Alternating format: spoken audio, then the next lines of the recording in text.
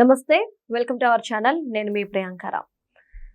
AP అనగానే అంటే ఆంధ్రప్రదేశ్ రాష్ట్రం అనగానే అందరికీ గుర్తొచ్చేది ఎక్కువగా పంటలు పండుతాయి. ఇప్పుడు ఇండస్ట్రీస్ కూడా చాలా వరకు వచ్చినాయి. మరి ఈ నేపథ్యంలో ఏపీలో ఇంకా అపార సంపద ఉంది అని చెప్పేసి ఒక చర్చ నడుస్తుంది. ఎందుకు ఇది వచ్చింది అంటే నిన్న ఇరుసుమండలో గ్యాస్ లీకేజ్ అవ్వడం, మంటలు అంటుకోవడం.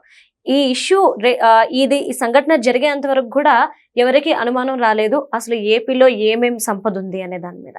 అంటే బ్లోటింగ్ అయితే గానీ బయటకు రాని అంశం ఇది. అసలు ఏం జరుగుతుంది ఏపీలో ఎలాంటి సంపద ఉంది అనేది తెలుసుకుందాం. మనతో మాట్లాడడానికి సీనియర్ జర్నలిస్ట్ సిఎస్ రావు గారు ఉన్నారు. ఆయన తెలుసుకుందాం. నమస్కారం సార్. సార్, ఇప్పటి వరకు అంటే ఏపీలో భూమిలో నుండి గ్యాస్ అంటే ఇంత గ్యాస్ ఉంది అని కూడా ఎవరికి తెలియదు. నేను ఇరుసుమండలో ఇన్సిడెంట్ జరిగేంత వరకు, బ్లోటింగ్ అయ్యేంత వరకు కూడా. ఇప్పుడు అందరి ఆలోచన ఏమైంది అంటే ఇప్పటి వరకు అందరూ ఐటీ హబ్స్ లేదంటే డేటా సెంటర్లు, పంటల గురించి మాట్లాడుకునే వాళ్ళు. ఇంకా అపారమైన సంపద ఏపీలో ఉంది, ఇది ఏపీ బయట పెట్టట్లేదు, ఎందుకు బయట పెట్టట్లేదు, అసలు అక్కడ ఏం సంపద ఉంది భూమి లోపల అని. అసలు ఏముంది ఏపీలో?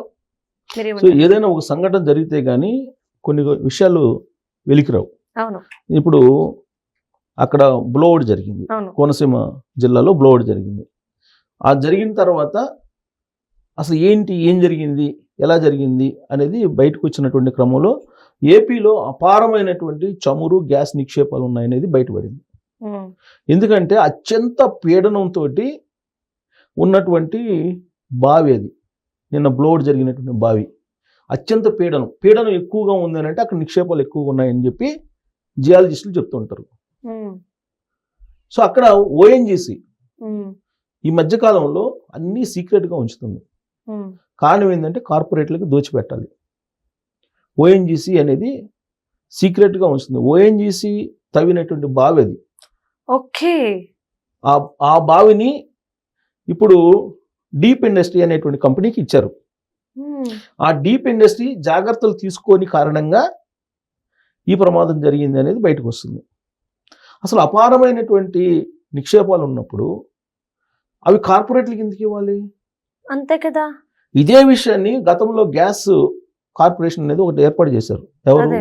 రాజశేఖర రెడ్డి గారు బతుకున్న రోజుల్లో ఆంధ్రప్రదేశ్ గ్యాస్ కార్పొరేషన్ అని ఒకటి తయారు చేశారు. ఎందుకంటే అక్కడ గ్యాస్ అనేది ఉంది, ఆ గ్యాస్లో వాటా మనకు లేకుండా కార్పొరేట్లు తరలించుకెళ్ళిపోతున్నారు, గుజరాత్కు తరలించి వెళ్ళిపోతున్నారు అనేది అప్పట్లో వినిపించినటువంటి వాదన.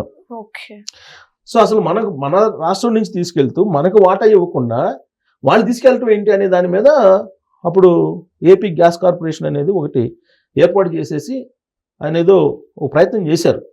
సరే, ఆ తర్వాత దురదృష్టవశాత్తు ఆయన హెలికాప్టర్ ప్రమాదంలో చనిపోయారు. ఆ హెలికాప్టర్ ప్రమాదంలో చనిపోవడానికి కూడా ఇది ఒక కాజ్ అని చెప్పేసి అప్పట్లో వచ్చినటువంటి న్యూస్. సరే, అది మనం ధృవీకరించలేము. ప్రమాదశాస్తు క్యుములోనిమస్ మేఘాలు ఢీకొనడంతో హెలికాప్టర్ కూలిపోయిందని చేసి సిబిఐ వాళ్ళు చెప్తున్నారు. సో దాన్నే నమ్మాలి మనం, అంతే తప్ప దీని వెనక ఏదో ఉందని చెప్పేసి మనం అనుకోవడానికి లేదు ఇప్పుడు. సరే, కారణం ఏదైనా కానీ ఆంధ్రప్రదేశ్లో అపారమైనటువంటి చమురు, గ్యాస్ నిక్షేపాలు ఉన్నాయి అనేది ఇప్పుడు బ్లోఅవుట్ ద్వారా కూడా బయటకు వచ్చింది. అయితే కేవలం అవేనా అని అంటే కాదు. ఆంధ్రప్రదేశ్లో ఏ మూలకు వెళ్ళినా, ఏ జిల్లాకి వెళ్ళినా ఏదో ఒక నిక్షేపాలు ఉన్నాయి. గ్రానైటో లేదంటే గోల్డో. ఇక అనంతపురం, కర్నూలు జిల్లాలో గోల్డ్ అపారంగా ఉంది. ఆల్రెడీ దక్కన్ కంపెనీ అనేది ఒకటి ఆల్రెడీ గోల్డ్ని బయటికి తీస్తుంది ఆంధ్రప్రదేశ్లో.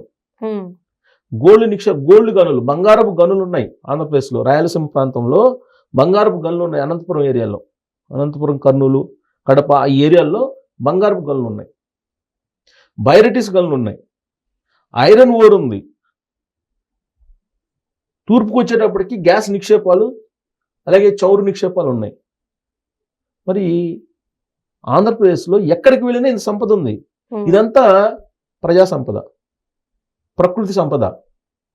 మరి దీన్ని ఎవరు తీసుకెళ్తున్నారు? దీని అంతటిని కార్పొరేట్లు తీసుకెళ్తున్నారు, కార్పొరేట్లకి అప్పచెబుతున్నారు. మరి ఆ సంపద ఎందుకు ఇవ్వాలి? ఏ రాష్ట్రానికి లేనంత సంపద ఆంధ్రప్రదేశ్కి ఉంది.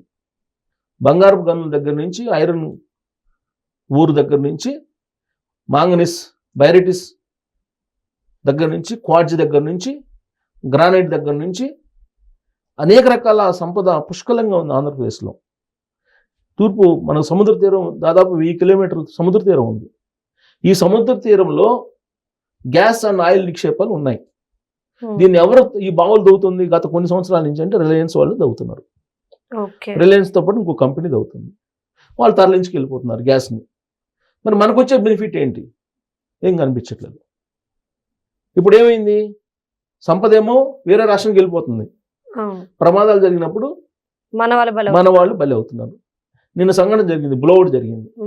ఆ బ్లోఅవుట్ దాదాపు 25 మీటర్ల రేడియస్లో 100 మీటర్ల ఎత్తులో అగ్నికేళలు ఎగిసిపడ్డాయి. అక్కడ ఉండేటువంటి ప్రజలు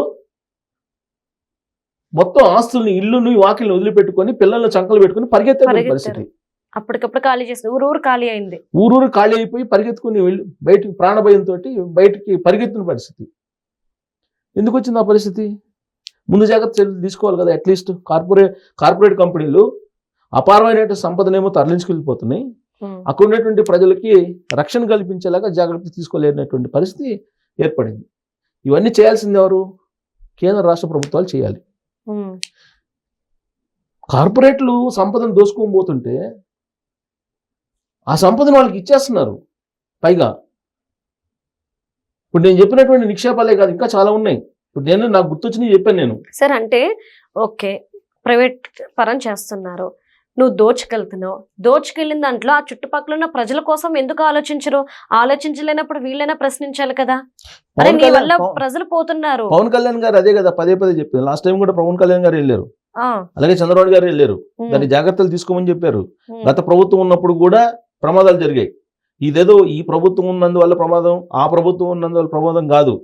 ఇది ఆ కార్పొరేట్ కంపెనీలు తీసుకొని చర్యల కారణంగా తీసుకుంది. అంటే చెప్పారు, అంటే ఆర్డర్ ఇచ్చారు, చర్యలు తీసుకోండిరా అని. ఇది ఎవరు పర్యవేక్షించాలి? ఓఎన్జీసీ పర్యవేక్షించాలి. కేంద్ర ప్రభుత్వం. ఓఎన్జీసీ అనేది కేంద్ర ప్రభుత్వ సంస్థ, అది పర్యవేక్షించాలి. ఓఎన్జీసీ ఇప్పుడు ఈ మొత్తం కుట్రలో భాగం. ఓఎన్జీసీ అది నిత్యం అన్వేషిస్తూ ఉంటుంది. ఎక్కడెక్కడ ఏ గనులు ఉన్నాయి, ఏమేమి ఖనిజ సంపద ఉంది, ఏమేమి నిక్షేపాలు ఉన్నాయి అనేది సర్వే చేస్తూ ఉంటుంది. ఆ సర్వే చేసి ఆ సర్వే రిపోర్ట్ ప్రైవేట్ కంపెనీలు లీక్ చేసి ఆ ప్రైవేట్ కంపెనీలు దించేస్తుంది. ఇది కుట్ర. కానీ ప్రైవేట్ కంపెనీలకు అప్పచెప్పినప్పుడు ప్రైవేట్ కంపెనీలు సురక్షితంగా ఆ నిక్షేపాలను తీసినాయా లేదా, పర్యావరణాన్ని వాళ్ళు పరిరక్షిస్తున్నారా లేదా, ఇవన్నీ చూసుకోవాల్సిన బాధ్యత ఆ కంపెనీ ఓఎన్జీసీ మీద ఉంది. కానీ ఓఎన్జీసీ పట్టించుకోవట్లేదు. ఆ కారణంగా ఇప్పుడు మోరీ జీసీఎస్ అంటారు దీన్ని. మోరీ జీసీఎస్ అంటే ఆ బావిని ఒక్కొక్క మోరీ అంటారు, ఆ బావిని మోరీ అంటారు. మోరీ జీసీఎస్ అంటారు. ఈ మోరీ జీసీఎస్ దీంట్లో ప్రమాదం జరిగింది. ప్రమాదం జరిగితే ఇలాంటి ఎన్ని ఉన్నాయి తెలుసా? అక్కడ ఇలాంటి మోరీ జిఎస్సి పరిధిలో దాదాపు 20-30 బావులు ఉన్నాయి. అలాంటి అక్కడే తూతుంటారు కదా, వాటికి ముందుగా వాటిని కంట్రోల్ చేసేదానికి మోరీ అది డ్రిల్ చేస్తారు. డ్రిల్ చేసిన తర్వాత తీసి మళ్ళీ దాన్ని మూసేయడానికి ప్రత్యేకమైన టెక్నాలజీతో కూడినటువంటి కప్స్ ఉంటాయి. అవి పెట్టాలంటే పీడనం ఎంత ఉందని తెలుసుకోవాలి ఫస్ట్. ఆ పీడనానికి తగినటువంటి విధంగా వీళ్ళు పెట్టాలి.